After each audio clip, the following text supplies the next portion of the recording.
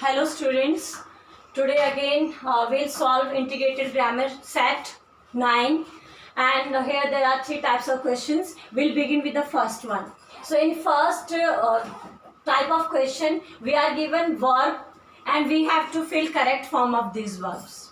So first we'll begin with it. Last Saturday our school closed for summer vacation. पिछले Saturday को हमारा school गर्मियों की छुट्टियों के वजह से क्लोज हुआ था.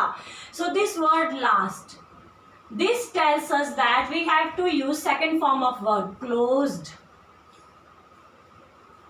पिछले शनिवार को हमारा स्कूल गर्मियों की छुट्टियों की वजह से बंद हो गया था. Ashish my brother who dash in hostel was coming by Shatabdi. Ashish my brother who stayed, Ashish मेरा भाई जो दिल्ली हॉस्टल में रहता था वो शताब्दी एक्सप्रेस से आ रहा था. So it's like come, so we will fill was coming by Shatabdi express. वो शताब्दी एक्सप्रेस से आ रहा था. Mother dash me to dash him up. मेरी मम्मी ने मुझे कहा कि मैं उसको पिक करने जाऊं. मदर टोल्ड, क्योंकि जो हमारा ये पैराग्राफ है ये पास्ट टेंस में है. मम्मी ने मुझे कहा, mother told me to pick,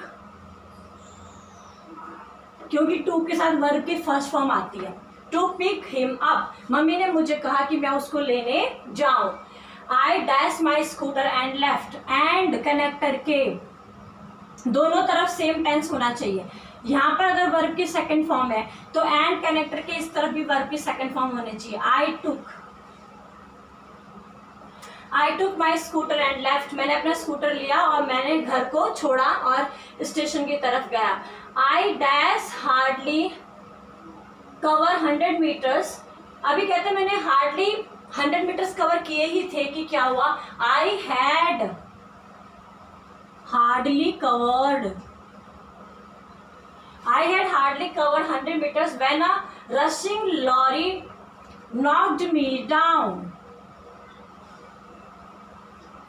कह रहा है कि भी 100 मीटर्स ही चला था वो और 100 मीटर्स ही चल पाया था स्कूटर से कि अचानक एक लॉरी आ रही थी उसके तरफ और उसने इसको नॉक्ड का मतलब एक्सीडेंट हुआ लॉरी की वजह से और ये नीचे गिर गया. सो हमें पता चला किन कारणों की वजह से हमने वर्ब की कौन सी फॉर्म यहाँ पे फिल की है. नेक्स्ट जो हमारा सेकंड क्वेश्चन है, इसमें हर लाइन में एक वर्ड ओमिटेड है. ओमिटेड का मतलब कि गिवन नहीं है. हमें ओमिटेड वर्ड भी लिखना है और उस वर्ड से पहले वाला वर्ड और उस वर्ड के बाद वाला वर्ड लिखना है. So will begin. The need dash blood. The need blood can arise from many regions. Times blood is needed to replace, was lost or to build up resistance, advance. 1 or 2 liters new blood transfusion is injected veins. It means a new life in patient. अब हमने एक बार इस paragraph को पढ़ा तो हमें ये पता चल रहा है इसमें कि ब्लड ट्रांसफ्यूजन की बात कर रहे हैं कि जब किसी इंसान का एक्सीडेंट होता है तो उसके बदन में अगर खून की कमी होती है तो हमें खून चढ़ाना पड़ता है. और भी बहुत सारे कारण हैं खून चढ़ाने के. किसी को कोई डिसीज़ होती है उसकी वजह से भी खून को या तो बदलना पड़ता है या खून की बदन में कमी हो रही तो चढ़ाना पड़ता है. इस प्रकार का ये पैराग्राफ है. अब हम इसको लाइन वाइज समझते हैं और देखते हैं कहाँ पे कौन सा वर्ड ओमिटेड है. The need for blood. अब यहाँ पे तो फॉर है ऑलरेडी हमें गिवन है. The need for blood can arise from many reasons. Now dash time blood is needed. यहाँ पे हमें लग रहा है many times blood is needed to replace. अब यहाँ पे हम क्या लिखेंगे, फर्स्ट वर्ड उससे आगे क्या है, reasons, then many, then times. ठीक है, यहाँ पे हमारा word omitted. Many times blood is needed to replace dash, dash was lost और टू बिल्ड अप रेजिस्टेंस. बहुत समय हमें ब्लड की ज़रूरत होती है किसी चीज़ को रिप्लेस करने के लिए या रेजिस्टेंस को एडवांस में बढ़ाने के लिए. So many times blood is needed to replace that was lost. यहाँ पे आएगा रिप्लेस दैट, या आप वट भी कर सकते हैं. lost. So here lost, here this word is omitted from here. ठीक है, many times blood is needed to replace that was lost या what was lost, or to build up resistance in advance. Resistance in advance. In advance. तो कई बार हमें अपने body में जो resistance होती है, डिसीज से लड़ने की जो ताकत होती है, उसको बढ़ाने के लिए भी ब्लड इंजेक्ट किया जाता है. 1 or 2 liters new blood transfusion is injected dash veins. 1 or 2 liters of new blood transfusion is, so यहाँ पे liters of new.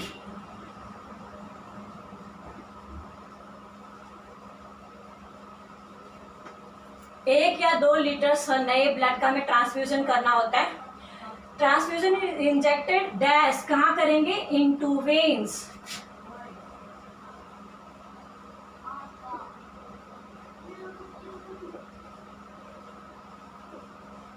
Injected into veins. It means a new life in dash in a patient.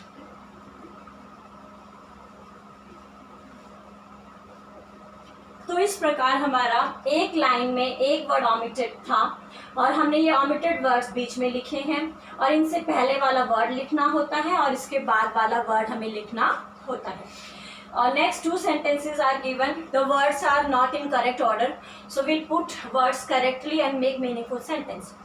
है एक global language English. तो क्या हुआ? English एक global language है. English is a global language.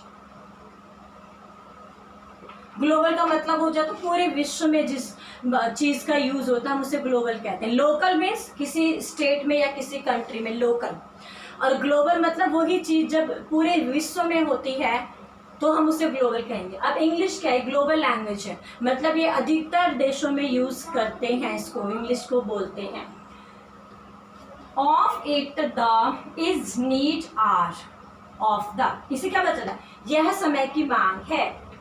It is the need of the hour. यह समय की मांग है.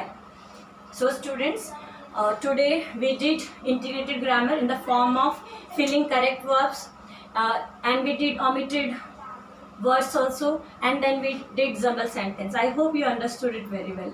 In case you have any doubt, let me know. I'll definitely help you out. Thank you.